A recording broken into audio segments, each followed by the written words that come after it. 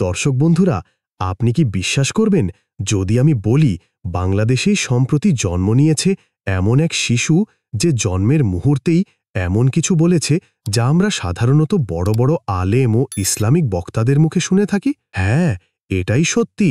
জন্মের সাথে সাথেই শিশুটি হয়ে উঠেছে আল্লাহর বাণীর প্রচারক। আজ আমরা জানব সেই অবিশ্বাস্য ঘটনার পুরো কাহিনী, যা প্রমাণ করে আল্লাহ যাকে চান তাকেই তার দিনের জন্য বেছে নেন। আপনি ভিডিওটির 1 সেকেন্ডও মিস করবেন না, কারণ এই গল্পের প্রতিটি মুহূর্ত আপনাকে কাঁদাবে, অবাক করবে এবং আপনার ঈমানকে দৃঢ় করবে। ঘটনাটি ঘটেছে বাংলাদেশের এক শান্ত নিরিবিলি গ্রামে।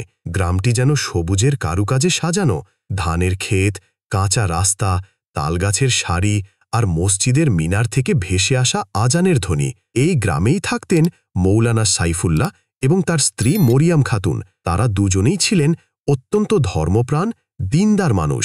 বিয়ের বহু বছর পেরিয়ে গেলেও তাদের কোনো সন্তান আসেনি। এই কষ্ট তারা মুখে প্রকাশ না করলেও অন্তরে ছিল গভীর যন্ত্রণা। প্রতিদিন ফজরের পর আর রাতে তাহাজ্জুদের সিজদায় তারা আল্লাহর কাছে কেঁদে কেঁদে দোয়া করতেন, হে আল্লাহ, আমাদের একটি সন্তান দিন যে হবে আপনার দিনের খেদমতগার। আমরা তাকে আপনার পথে উৎসর্গ করব। একদিন হঠাৎ মরিয়ম খাতু অসুস্থ বোধ করলেন।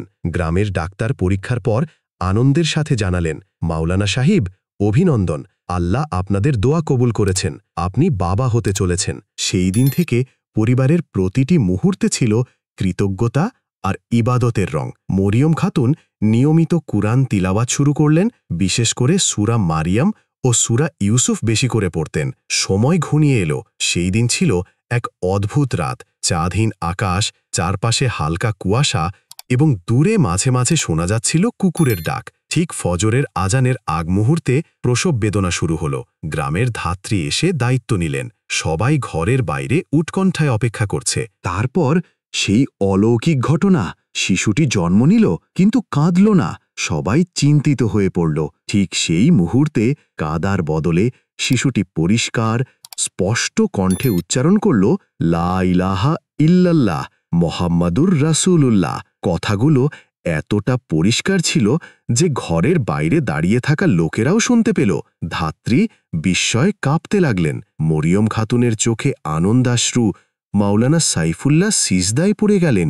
গ্রামের বৃদ্ধ ইমাম দৌড়ে এসে শিশুটির কপালে চুমু দিয়ে বললেন, এটি আল্লাহর পক্ষ থেকে এক বড় নিদর্শন। খবর মুহূর্তের মধ্যে ছড়িয়ে পড়ল। পুরো গ্রাম শিশুটিকে দেখতে আসতে লাগল। প্রত্যেকেই বিস্ময় আর কান্নায় ভিজে যাচ্ছিল। অবিশ্বাস্যভাবে জন্মের মাত্র কয়েক ঘন্টার মধ্যেই আবারও কথা বলল। মসজিদের ইমাম তাকে কোলে নিতেই শিশুটি মিষ্টি কণ্ঠে বলল, মানুষ, আল্লাহর পথে ফিরো, নামাজ কায়েম করো, কুরআন পড়ো, গোনা থেকে বাঁচো। শিশুর মুখে এ কথা শোনার পর অনেকেই সিজদায় পড়ে কান্না শুরু করল।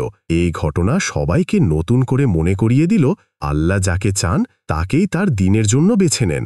বয়স, শিক্ষা, অবস্থান এসব কিছুই আল্লাহর ইচ্ছার কাছে তুচ্ছ। বন্ধুরা, এই শিশু জন্মের সাথে সাথেই আমাদের জন্য এক বড় শিক্ষা দিয়ে গেছে। আমরা যতই গাফিল হই না কেন, আল্লাহর ডাকে ফিরতে হবে, আজ নয়তো কাল, কারণ আমরা জানি না মৃত্যুর ফেরেশতা কখন আমাদের ডাক দেবেন। তাহলে আসুন আজ থেকেই আমরা নামাজ, কুরআন আর দিনের পথে ফিরে আসি। হয়তো আল্লাহ আমাদেরও তার দিনের একজন সৈনিক হিসেবে বেছে নেবেন। ভিডিও ভালো লাগলে শেয়ার, লাইক ও কমেন্ট করতে ভুলবেন না। চ্যানেলটি সাবস্ক্রাইব করে আমাদের সাথে থাকুন।